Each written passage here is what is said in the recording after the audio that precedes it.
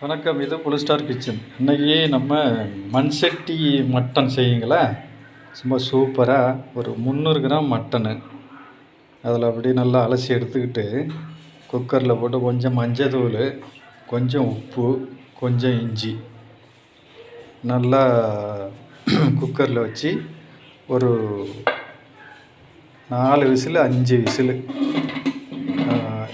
இப்போ அடுப்பை பற்ற அடிக்கலாமா?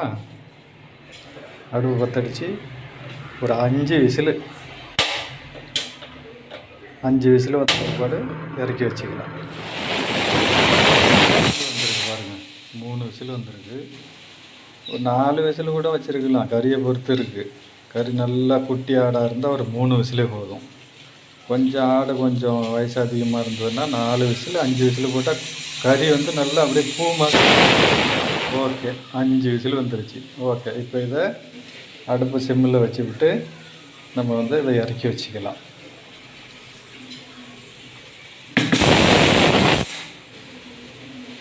அடுப்பு கூட நிறுத்திக்கலாம், அப்புறம் நம்ம யூஸ் பண்ணிக்கலாம். இப்போ வந்து இதுக்கு தேவையான ஜாமான் நம்ம எடுத்துக்கிறோம். தாளிக்கிறதுக்கு கருவேப்பிலை, பச்சை மிளகாய்,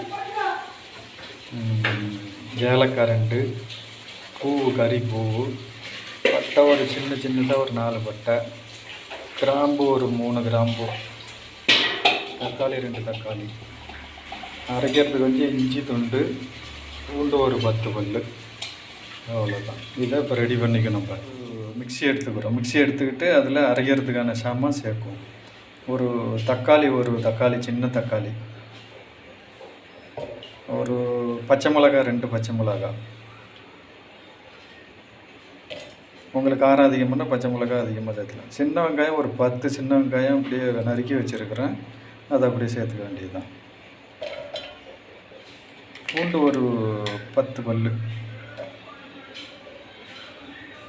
இது எல்லாத்தையும் அப்படியே போட்டு அப்படியே பச்சையாகவே அரைக்கலாம். அரைச்சி நம்ம வதக்கும் போது இதை சேர்த்து வதக்கணும்னா நல்ல டேஸ்ட்டு வந்து உங்களுக்கு நல்ல எஃபெக்டான டேஸ்ட்டு கொடுக்கும். கொஞ்சம் மிளகு ஒரு 10 மிளகு இதில் போட்டுக்கலாம். 10 மிளகு ஒரு 15 மிளகு கூட போட்டுக்கலாம். இந்த மிளகு போட்டோம்னா காரத்தை இன்னும் தூக்கி விடும்.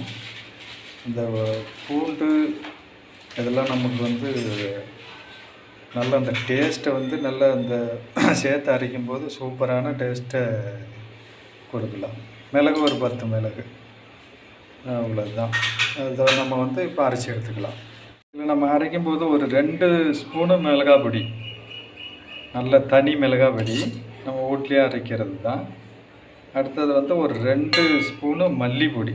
மல்லிப்பொடினா நம்ம எல்லாத்தையும் சேர்த்து அரைச்சிருக்கோம். பெருஞ்சீரகம், ஜீரகம், மிளகு, மஞ்சள் தூள் எல்லாம் நம்ம வீட்டில் செஞ்சு அரைச்சிருக்கிறோம். இதெல்லாம் சேர்த்து அரைச்சது தான். இது அரைக்கிறது எப்படி அப்படிங்கிறது நம்ம மற்ற வீடியோவில் பார்க்கலாம். இப்போ இதை வந்து நம்ம அதை அடித்து சட்டியை வச்சு அதில் ஒரு 3 ஸ்பூனு சன்ஃப்ளவர் ஆயில். உங்களுக்கு எந்த ஆயில் வேணாலும் நீங்கள் யூஸ் பண்ணிக்கலாம், அது ஒன்றும் பிரச்சனை இல்லை.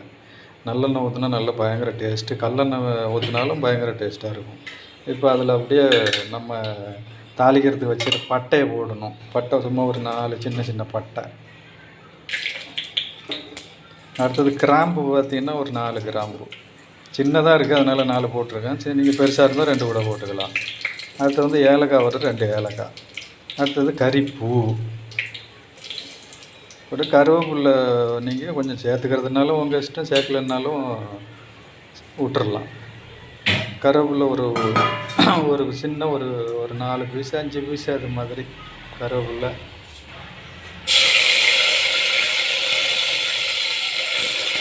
பச்சை மிளகாய் வந்து ஒரு 2 பச்சை மிளகாயை கீறி போட்டிருக்கிறேன். வெங்காயம் ஒரு கைப்பிடி அளவு சின்ன வெங்காயம்.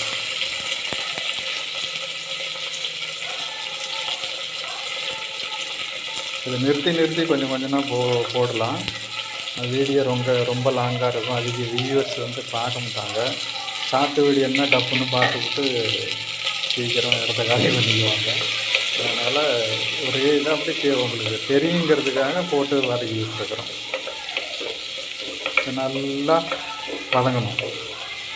நல்லா வதங்குற அளவுக்கு தீயை வந்து கொஞ்சம் அதிகமாக வச்சுக்கலாம். அப்படியே நல்லா வதக்கிட்டு இருக்கணும்.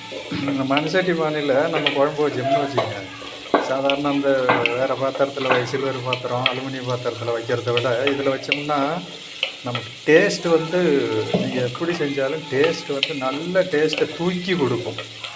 அப்படி ஒரு மகிமை வந்து இந்த மண் சட்டிக்கு தான் உண்டு. அதெல்லாம் பழங்காலத்து நடைமுறையில் உள்ளது. இப்போ யார் இதை யூஸ் பண்ணுறாங்க? நம்ம யூஸ் பண்ணி இன்றைக்கி வந்து இந்த மட்டன் குழம்பு வைக்கிறோம். என்னோட்டு அப்படி சொல்லுங்கள், அவ்வளோ சூப்பராக இருக்கும். நல்லா வதங்குதுங்களா? நல்லா வதங்கிட்டா ஒரு 10 நிமிஷம் வதங்கின பிற்பாடு 1 ஸ்பூனு இஞ்சி பூண்டு விழுது நல்லா வதக்கணும்.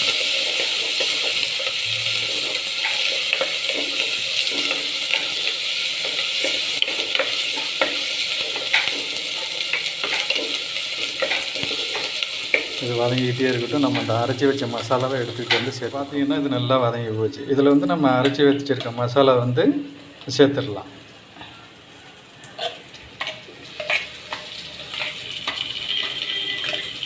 நல்ல டைட்டாக இருக்கும். இது உங்களுக்கு வந்து இதில் கிரேவி வந்து சூப்பராக வரும். நீங்கள் கிரேவியாகவும் வச்சுக்கலாம், நல்ல குழம்பாகவும் வச்சுக்கலாம். நல்ல சூப்பராக இதை வந்து நான் கிரேவி மாதிரி தான் வைக்கிறேன். இதில் அந்த இதில் கொஞ்சம் தண்ணியை ஊற்றி நல்லா அலசி இதில் ஊற்றிக்கலாம்.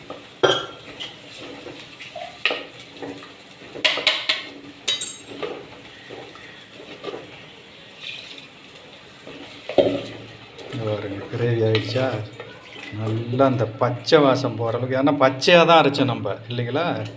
அப்போ அந்த பச்சை வாசம் போகிற வரைக்கும் நம்ம நல்லா இதை சூடுபடுத்தணும். நல்லா இப்போ கொஞ்சம் அடுப்பு வந்து நல்லா பெருசாக வச்சுக்கலாம்.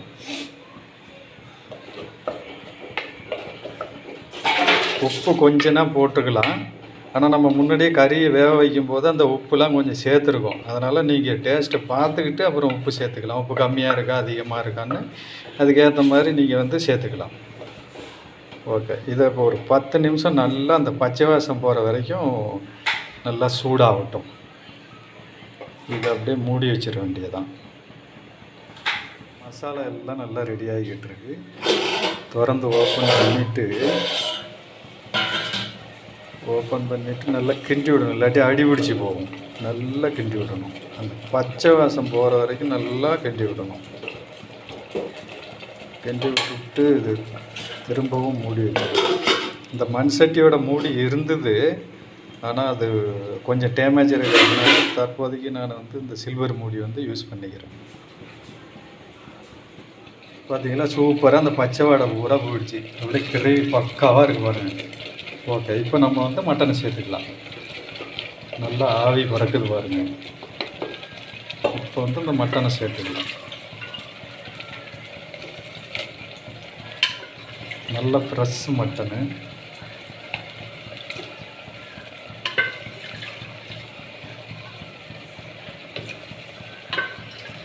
சூப்பராக இருக்கு பாருங்க மட்டன். டேஸ்ட்டு சும்மா அப்படியே இன்றைக்கி சாப்பிட்டு பார்த்தீங்கன்னா ஒரு கைப்பிடி சாப்பிட்ற அளவு சாப்பாடு சாப்பிட்றவங்க ஒரு 2-3 கைப்பிடி சாப்பிடுவாங்க. அவ்வளோ ருசியாக இருக்கும். அந்த நம்ம மட்டன் வேக வச்ச தண்ணி இருக்குது பார்த்தீங்களா, அதையும் வந்து இதில் சேர்த்துக்கலாம். இன்னும் டேஸ்ட்டு அதில் உள்ளதெல்லாம் டேஸ்ட்டு பூரா இதில் சேர்ந்துடும். அவ்வளோதான். நல்லா கிண்டி விட்டுவிட்டு நல்லா மூடி வச்சு விட்டுலாம். ஏன்னா முன்னாடியே கறியை வேக வச்சுருக்கோம் நம்ம, அதனால் அதிக நேரம் எடுத்துக்காது. மூடி வச்சிடலாம். இப்போ அது தீயை கொஞ்சம் குறைச்சிக்கிட்டு மூடி வச்சிடலாம். என்ன லெவலில் இருக்குதுன்னு பார்ப்போம். மூடியை வச்சுட்டு அது நல்லா கொதிக்குது. உப்பு இருக்கான்னு பார்ப்போம். உப்பு இல்லைன்னா நம்ம கொஞ்சம் சேர்த்துக்கலாம்.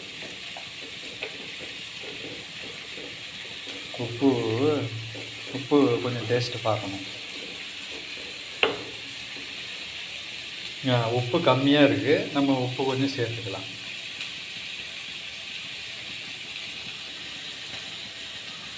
நல்லா கொதிச்சுக்கிட்டு இருக்கு. இன்னும் ஒரு 10 நிமிஷம் நம்ம என்ன லெவலில் இருக்கு. இப்போ கறி நல்லா வெந்து போச்சான்னு பார்க்கலாம் இல்லையா? பார்த்தீங்களா, கிரேவி ஆகிடுச்சு. சூப்பராக நல்ல கிரேவி. ஒரு கறி எடுத்து எப்படி இருக்குன்னு பார்ப்போம். சூப்பராக வெந்து போச்சு.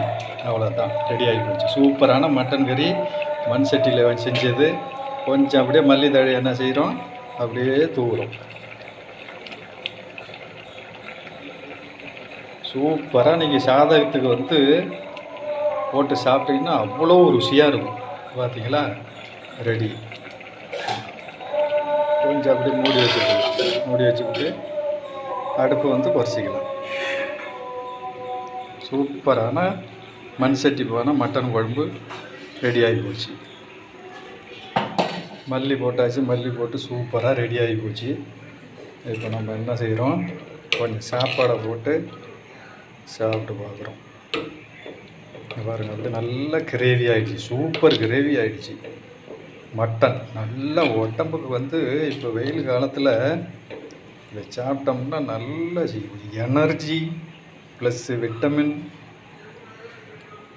ப்ளஸ் வந்து வேலை செய்கிறதுக்கு நல்ல திறன் கிடைக்கும். சூப்பராக சாப்பிட்டு பார்க்கலாம்.